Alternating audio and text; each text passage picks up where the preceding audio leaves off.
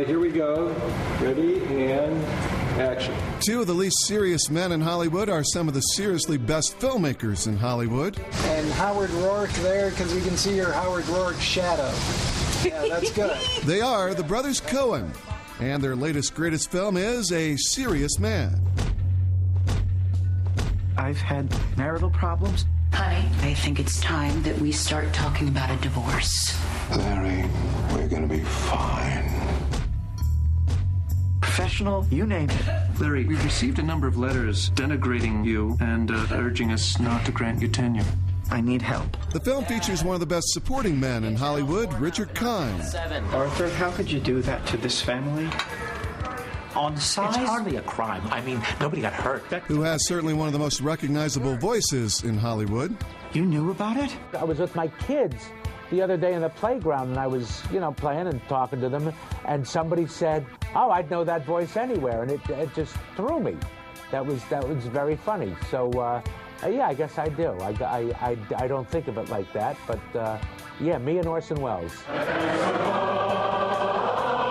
So when the Coen brothers put out a casting call for your voice and body for one of their films, do you say, let me call you back?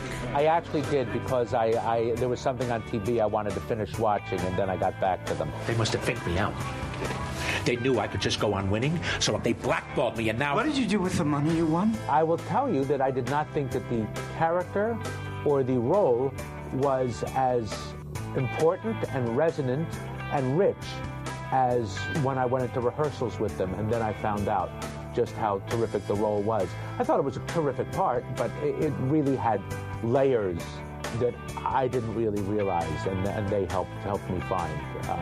I thought it was pretty great. What's going on? Well, I didn't want it. Danny said that he could use it. That is so unfair. I'll tell you what's unfair. What's unfair is them not letting me play in their card game. I started thinking about, do I know any people who are like this?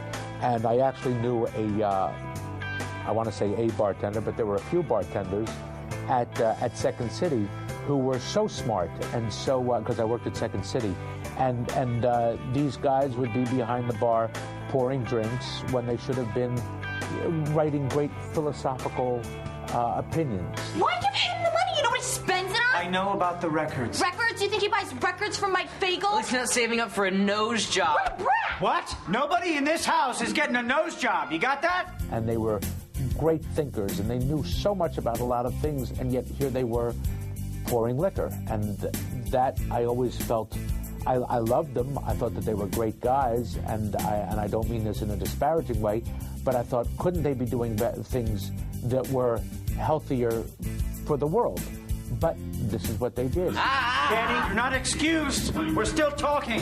What was this card game, Arthur? Some boys put together a private game. I think that they're Italian. And speaking of great thinkers, the Coen brothers are just that in Hollywood. Am I going to knock down the window and not go through? The other day, I erroneously called them benevolent despots, and I think I was too harsh with the choice of word that I used. They are benevolent beyond, because they keep a very cool and wonderful and collaborative set. I often think that they know exactly what they want before they even step on set. They claim a little bit not to, but I do believe that they do. I've tried to be a serious man. We're gonna be fine. It's a very free-feeling set, and because they've hired you, they trust you to bring the best that you can bring to their playground. And that's what I think that they foster. The rabbi is busy. He didn't look busy. He's thinking.